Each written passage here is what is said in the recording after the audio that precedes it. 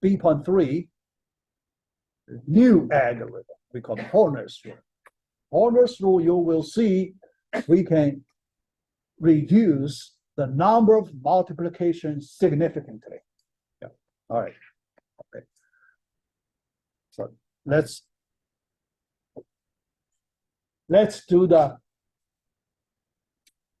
number of multiplications reduction solution, but we need new strategy here. The strategy, study a simpler case. We want to work on simpler cases first to get some experience. Then we can generalize our experience to the general case. All right. So let's do the work on a special case. Consider n equals 2 and see how much we can do when n equals 2. All right. Look at P2. P2 equals A0 plus A1x plus A2x squared. All right. In order to reduce the number of multiplications, can you tell me how many multiplications here? In P2, based on our first method, how many multiplications you need to do? 3. Yeah, that's correct. 3. Our goal, is it possible we can reduce this number? 3. We want to reduce it.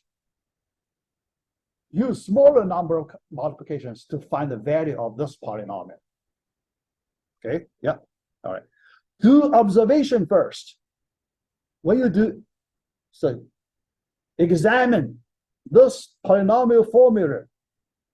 Any property you can discover, we need to discover some critical property. Remember in our, dice question, our first dice question, we need to discover some critical property. Here, we do the same thing. Discover critical property here. Look at these two terms. Any special property you can find looking at these two terms, special property. Good. Yes, only one. It doesn't only be 2 multiplications. Good. So let me summarize your observation. Actually, we find that they have common factor property. When you have a common factor, you want to factor it out, right? Yeah. You want to do factorization. Yeah. So the common factor X, then we need to apply factorization technique to change its structure. Its structure is changed, right? Yeah. You get answer quickly. Yeah. So with this new structure, if you count number of multiplications again, can you see anything better? Because the first multiplication occurs at this parenthesis, open parenthesis. The second multiplication is here, 2 multiplications. Addition, we do not count, okay? Don't worry about additions. Yeah, because our main focus is at the multiplications, not at addition, okay? Yeah, only count the multiplications. So you can see it's a significant reduction. Can we say it's a significant reduction from 3 to 2?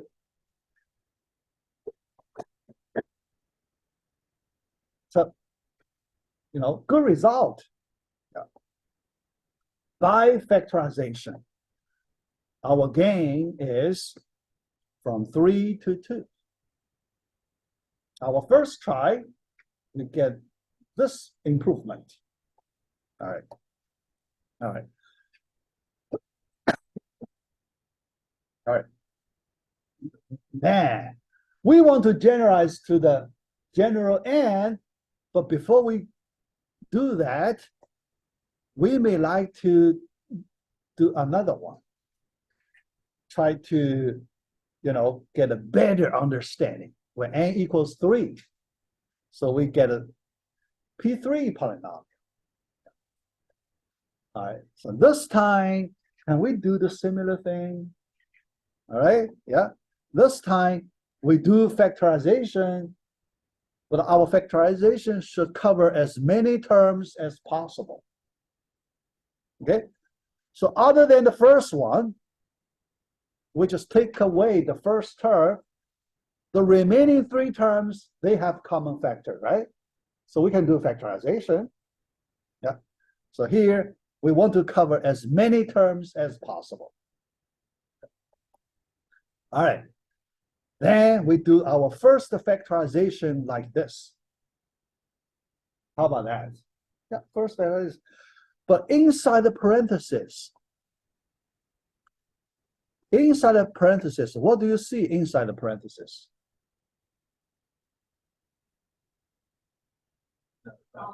Yes, you can do another factorization to improve. Furthermore, yeah. All right. So for the remaining terms, you can do the, similar kind of thing. Another round factorization as much as you can. In that way, can we reduce the number of multiplications as much as we can? Yeah. Can you count how many multiplications do we need in this new structure? This new structure, number of multiplication, ignore additions. Only count the number of multiplications. How many? Three. Yes. Is it enough to do the generalization to n terms? Can we do this kind of thing to n terms? We're almost there. Yeah. So let's complete the last step. The generalization to n case. Then we solve the whole problem. Yeah. All right. So here, before we go there, yeah, let's do some summary here. Idea, the main idea we are doing here. Okay. Yeah. Yeah. Yeah. Yeah. We want to go to the general case. Yeah. All right. So for the general case, now let's work on the general case. Yeah. We want to do the factorization as much as we can. That's the strategy description. We have a new strategy. We apply some technique. Factorization, we treat it as a special technique. So we apply the special technique as much as we can. This approach, this idea. Here, we like to give this method a special term, special terminology for this method. So we call it greedy algorithm. Greedy algorithm. As much as we can, that's greedy thing, right? Yeah, so people call it a greedy algorithm. All right, yeah. Yeah. So now let me describe this greedy algorithms. Yeah. All right. Apply some property or some technique. Yes. Yeah. Something useful. Okay. Yeah. As much as we can at each step. Because you may need to do many different steps, a sequence of steps. Each step, we apply this greedy strategy. Next step, another round greedy strategy, and so on. All the way down until we solve the whole problem. That's the greedy algorithm. Okay? Yeah. Here, we apply this greedy algorithm. All right. So this is our general polynomial expression. Okay. First, after we take out the first term, all the remaining terms, we can do factorization. All right. So that's our first round factorization. Yeah. Yeah. So based on our previous example, yeah.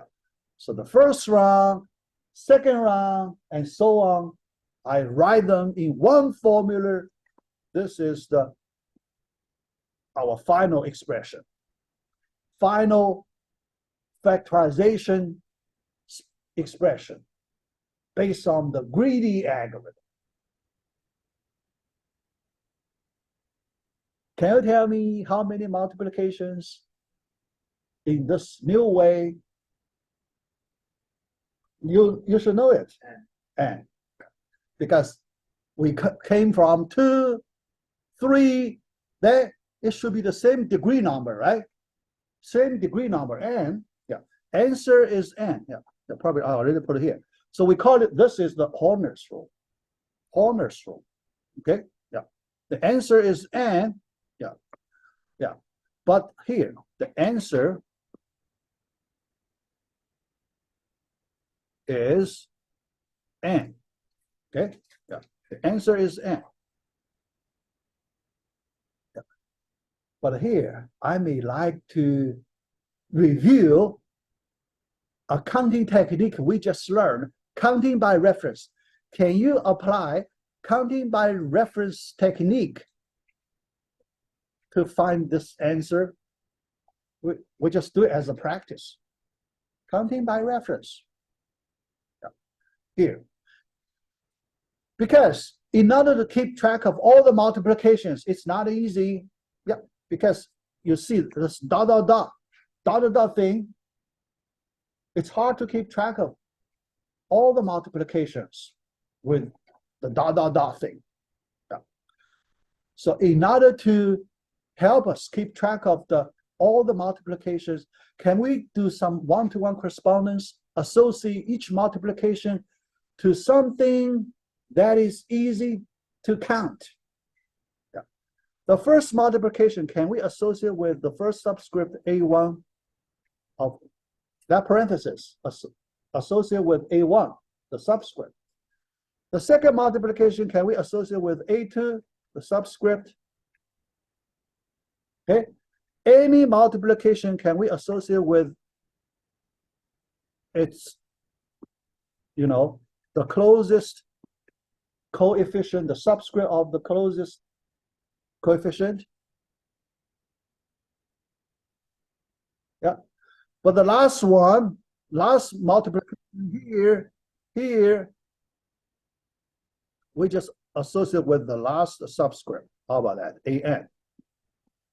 This time, counting by reference, we just count 1, 2, 3 consecutive integers through n for number of multiplications.